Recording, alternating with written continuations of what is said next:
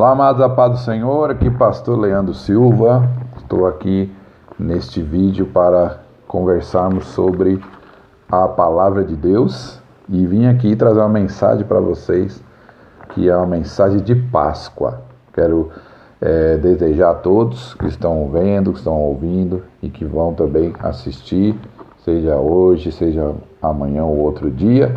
Desejo a todos vocês uma feliz Páscoa e que Deus abençoe grandemente o coração e a vida de vocês. Desejo saúde para aqueles que estão acometidos dessa doença, da pandemia. Desejo também proteção a todos que estão aí lutando para se manter saudáveis e o Senhor Jesus possa estar nos abençoando.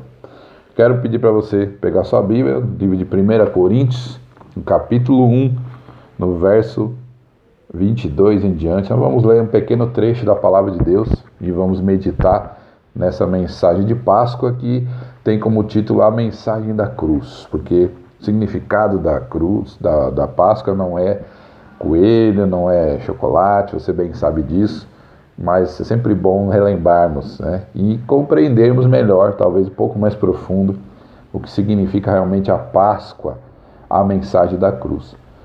Texto de 1 Coríntios, capítulo 1, verso 22 em diante, diz assim: os judeus pedem sinais miraculosos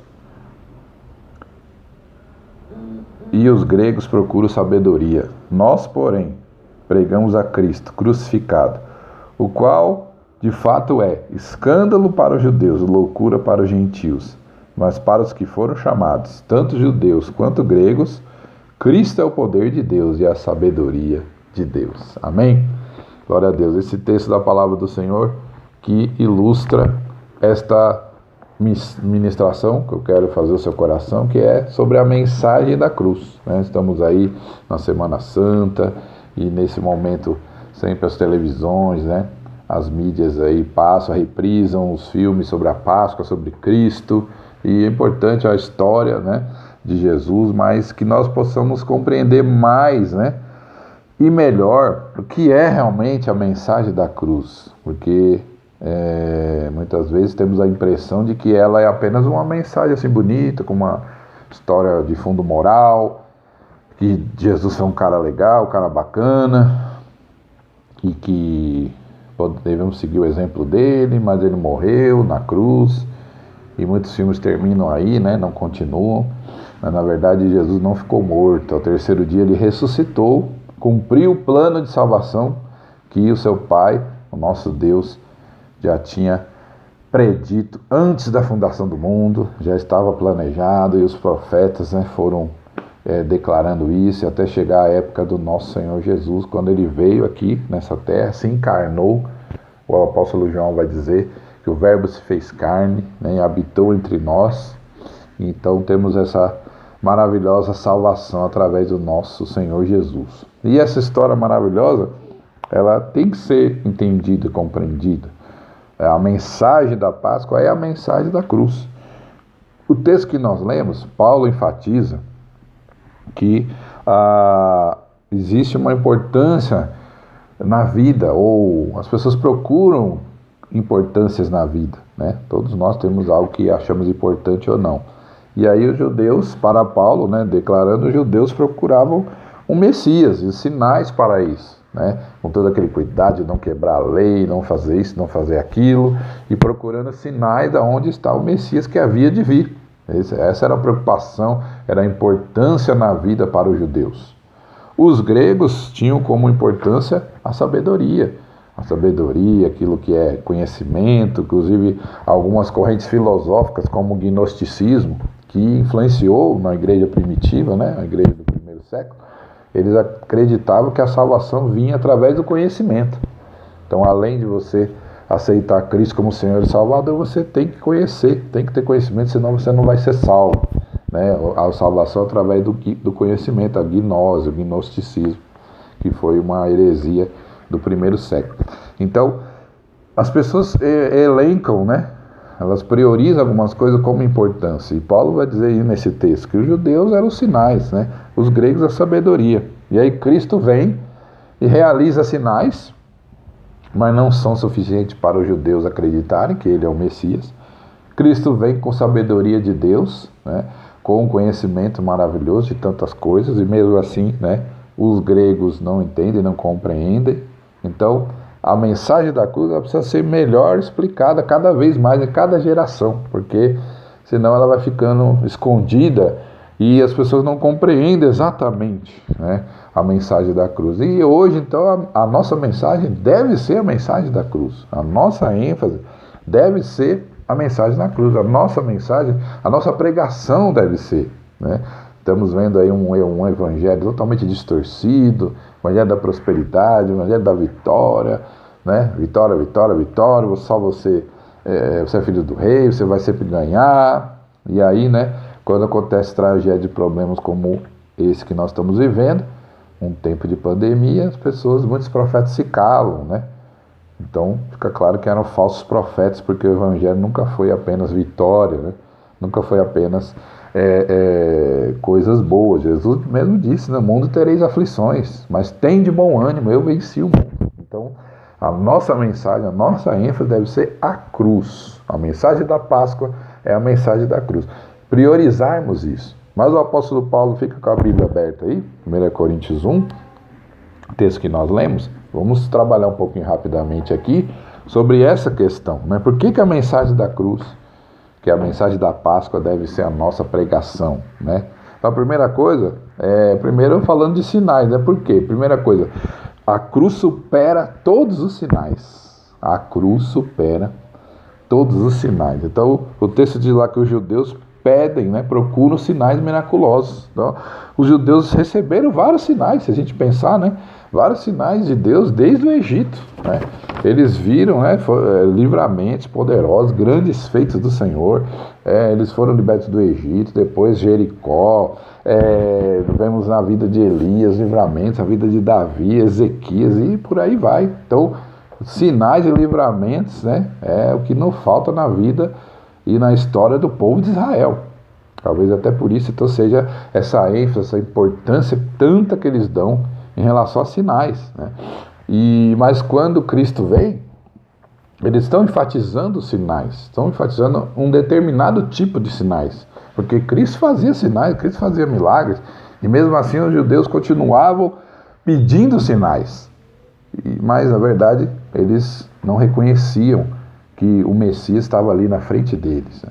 E o próprio Jesus vai enfatizar isso, quando ele fala, olha, vocês querem os sinais, mas o único sinal que vai ser dado é o sinal do profeta Jonas. Jesus declara isso em Mateus capítulo 12, verso 39 e 40. Ele diz lá, eles responderam, uma geração má e adúltera pede um sinal, e nenhum sinal se lhe dará, senão do profeta Jonas. Pois, assim como Jonas teve 3 dias e 3 noites no ventre do grande peixe, assim estará o Filho do Homem 3 dias e 3 noites no seio da terra. Então Jesus estava dizendo, ele como Messias, o maior sinal de todos. João vai dizer isso depois, né, que o verbo se encarnou, como já disse, já citei aqui. E eles não entenderam, não compreenderam, não aceitavam. E aí Jesus, compreendendo o coração deles, declara, olha, vocês são uma geração má, uma geração adúltera. Não vou ficar fazendo sinal aqui só para vocês crerem, né?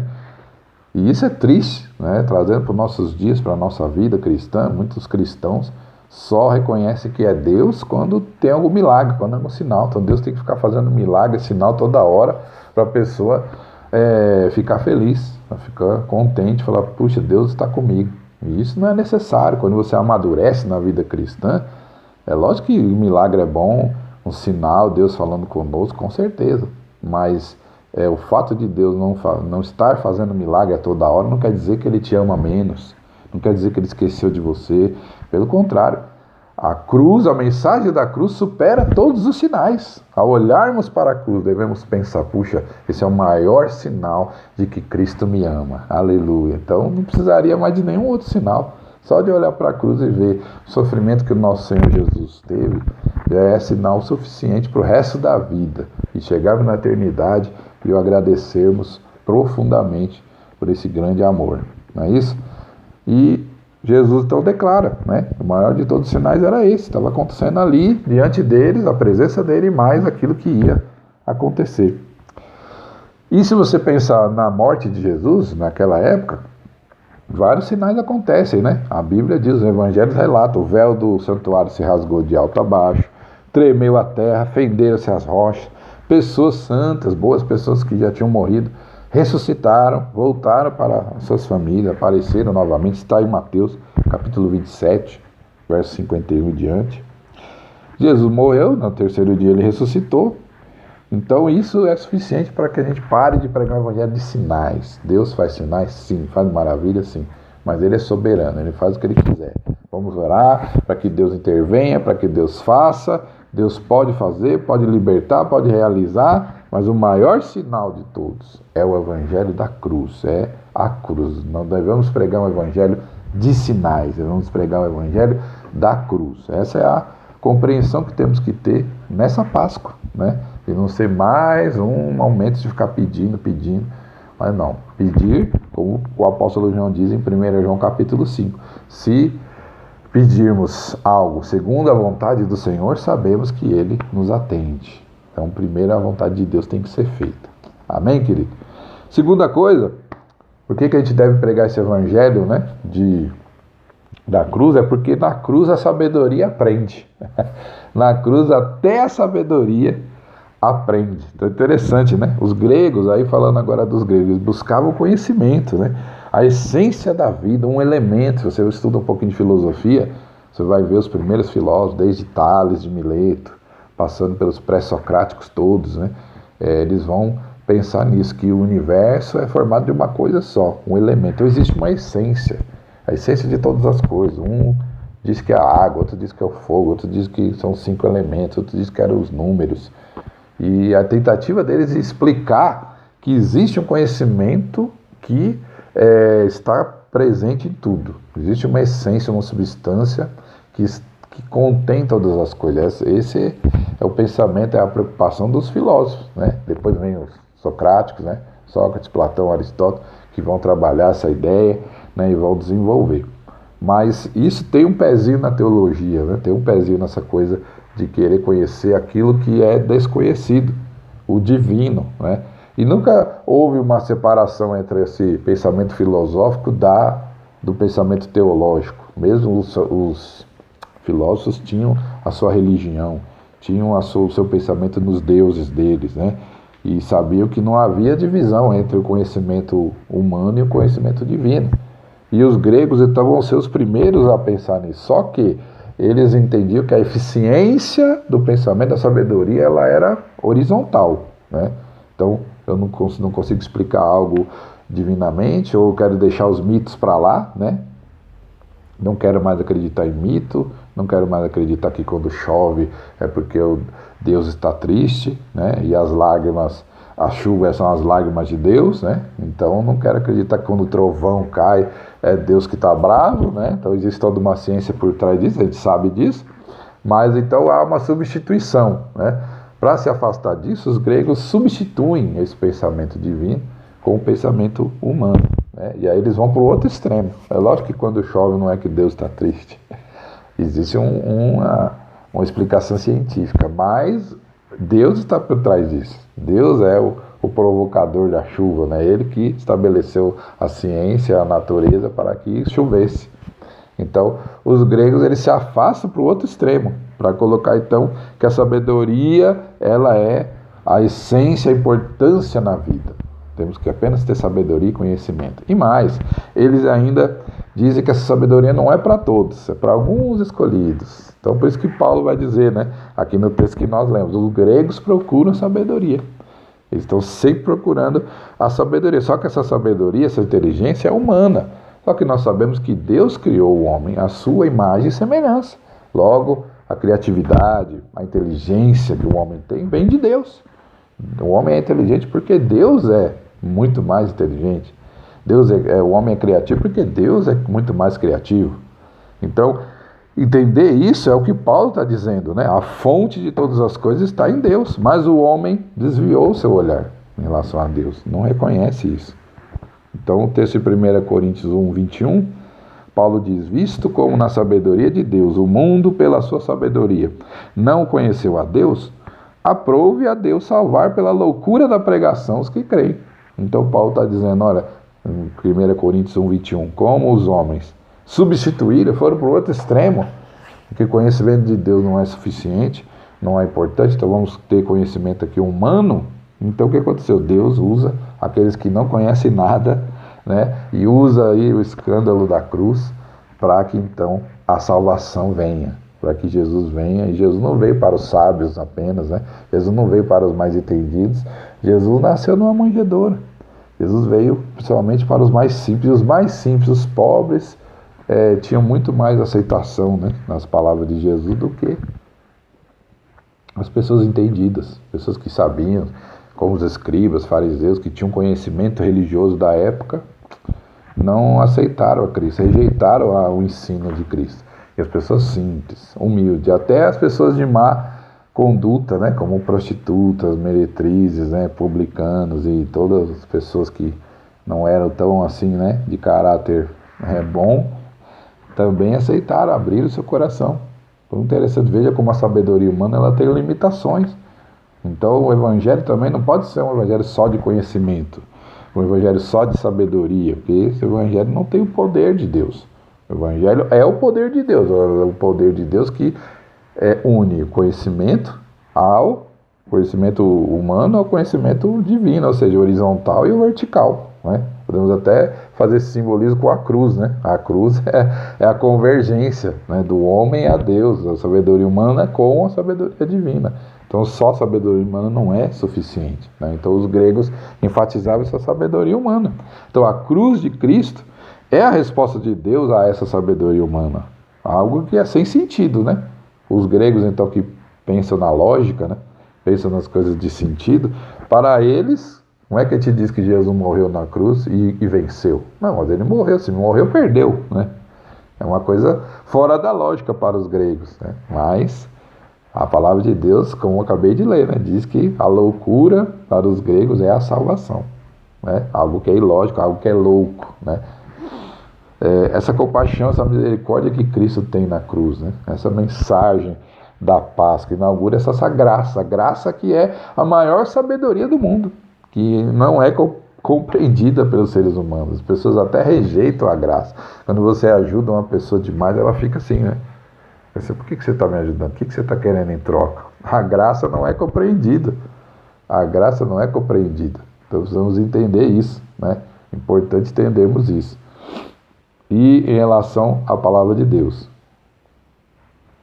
se pensarmos no texto de Provérbios, né, capítulo 2, versos 6 a 8, que o Senhor dá sabedoria, da sua boca procede o conhecimento e o entendimento, ele reserva a verdadeira sabedoria para os retos e escudo para os que caminham em integridade, guardando-lhes as veredas da justiça e preservando o caminho dos seus santos. Terceiro ponto, vamos pensar aqui, por que a cruz envergonha qualquer escândalo? Por que nós devemos pregar essa mensagem da cruz, a mensagem da Páscoa? Porque a cruz envergonha qualquer escândalo. Se você olhar para a cruz no sentido literal, né, a pior maldade que alguém deseje para seu maior inimigo não chega perto da forma da morte de Cristo na cruz. Morte que ele se submeteu. A crucificação até hoje é considerada a forma mais cruel e desumana de morte. Cristo sofreu muito por nós, e inocente. E Cristo sofreu de todas as formas, né? A forma física, literal, mas também a forma espiritual, porque se você lembrar o texto de Gálatas 3,13, o texto diz assim: Cristo nos resgatou da maldição da lei, fazendo-se maldição por nós, porque está escrito: maldito todo aquele que for pendurado no madeiro. Essa é a citação de Deuteronômio 21, 23. Então, Cristo sofreu fisicamente, literalmente, sofreu também espiritualmente, porque aquele que era pendurado no madeiro era considerado maldito. Então, ele é também estigmatizado assim. A morte na cruz era reservada para rebeldes, né, para pessoas contra o Império Romano, né, ladrões, assassinos, traidores, rebeldes. Então, Cristo morre ao lado de dois ladrões, então também, né, ao lado, no centro. também estão confundidos, né, ou estigmatizados como um rebelde.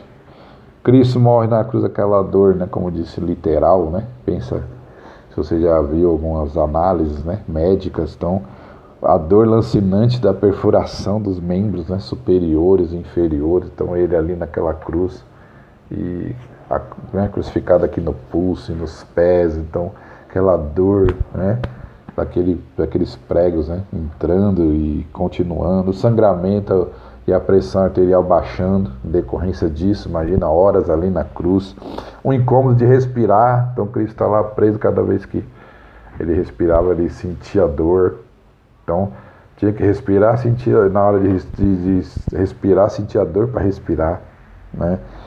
E a sua pele, seus pulmões já perfurados, né, daquilo que ele já tinha recebido, os açoites ou todos os maus tratos antes, né, quando foi colocado até na sua cabeça aquela coroa de espinhos. Tamanha dor levava pessoas a ficar com vertigens, né, alucinações. Entendemos que Cristo não sofreu isso, até porque ele não quis, né, normalmente se dava aquela bebida forte, que era misturada com fel, aquele vinagre já, né, o vinho já totalmente fermentado, e Cristo, segundo a palavra de Deus, ele não aceitou, porque aquilo era para dar um alívio, né, para a pessoa ficar meio que embriagada, né, mas ele não quis. A exposição ao sol, à chuva, né, os animais, né, tudo, também isso, e fora também a questão literal, né, gente, a gente vê em filmes e desenhos Cristo ali com um pano cobrindo as suas partes baixas, mas na realidade não havia aquilo. Cristo estava totalmente nu ali na cruz. Então perceba, né, a exposição e a vergonha, o sofrimento de Cristo em todos os níveis imagináveis. Então a morte na cruz levou ele a ser maldito, traidor, suportou a dor cruel, uma exposição vergonhosa, tudo isso por nos amar. Então a cruz ela supera qualquer escândalo. Tudo isso ele fez por morrer por nós pecadores, pessoas que nem dão conta disso, rejeitam o seu sacrifício. O apóstolo João vai dizer em João capítulo 1, verso 10 e 11, estava ele no mundo, o mundo foi feito por intermédio dele, e o mundo não o conheceu. Veio para o que era seu, e os seus não o receberam.